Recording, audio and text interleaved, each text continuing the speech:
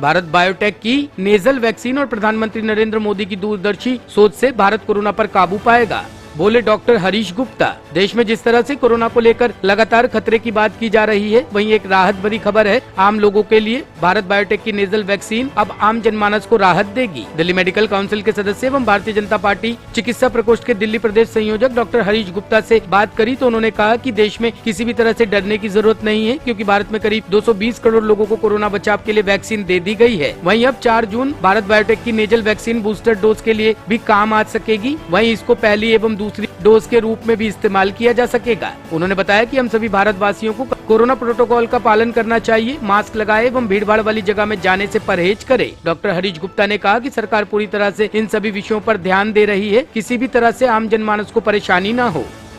देखिए, कोरोना के मामले बढ़ रहे हैं, लेकिन भारत में जनता को कोई भी पैनिक में आने की या बहुत ज़्यादा चिंता करने की ज़रूरत नहीं है। हमारे भारतवर्ष में मोदी जी के आह्वान से और सभी साइंटिस्ट और हेल्थ केयर वर्कर्स के सहयोग से 220 करोड़ से ज़्यादा लोग हमारे वैक्सीनेटेड हो चुके हैं और हमारी वैक्सीन्स बड़ी प्रभावी थी, ये हमें पता लग रहा है। और दूसरा, कुछ लोगों को जिनको एक बार कोई कोविड रहा पहली या दूसरी वेव में, उनको नेचुरल इम्यूनिटी भी है।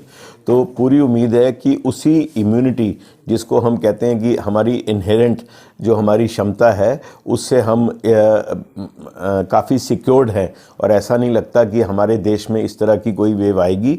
लेकिन एहतियात के लिए अभी भी हमें एहतियात बरतना बड़ा ज़रूरी है। भीड़ भाड़ वाली जगहों पे हम ना जाएं, मजबूरी में जाना पड़े तो वहाँ मास्क पहनें, सोशल डिस्टेंसिंग रखें, हाथ धोएं। और दूसरी बात जो मैं आपके माध्यम से कहना चाहता हूं कि जो भी लोग जिनको डायबिटीज़ है, हाइपरटेंशन है, बुजुर्ग हैं या कोई कैंसर का इलाज है, कोई डायलिसिस पे हैं, वो लोग जो प्रिकॉशन डोज या बूस्टर डोज हम कहते हैं उसको ज़रूर लगवा लें।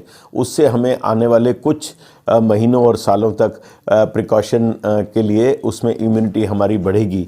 और आज भारतवर्ष के लिए और पूरे विश्व के लिए एक बड़ी अच्छी खबर है कि इंट्रानेजल वैक्सीन, जिस पे हमारे साइंटिस्ट काफ़ी टाइम से काम कर रहे थे, वो उसको भी आज सरकार के द्वारा मंजूरी मिल गई है। सिर्फ 4 बूंदें नाक में डालने से उसमें इम्यूनिटी मिल जाती है। चाहे किसी ने पहली डोज कोविशील्ड या कोवैक्सीन ली हो तो बूस्टर के डोज पर, या वो पहली या दूसरी डोज के तौर पर भी उसको यूज़ किया जा सकता है। पूरी तरह से सेफ है और इफ़ेक्टिव है। तो हमें लगता है कि जिस तरह से भारतवर्ष में पूरी तैयारी हो गई है, हेल्थ केयर वर्कर्स पूरी तरह तैयार हैं और सरकार ने भी अपनी मीटिंग लेके सारा होमवर्क कर लिया है, तो भारत में इस तरह की कोई समस्या नहीं आएगी।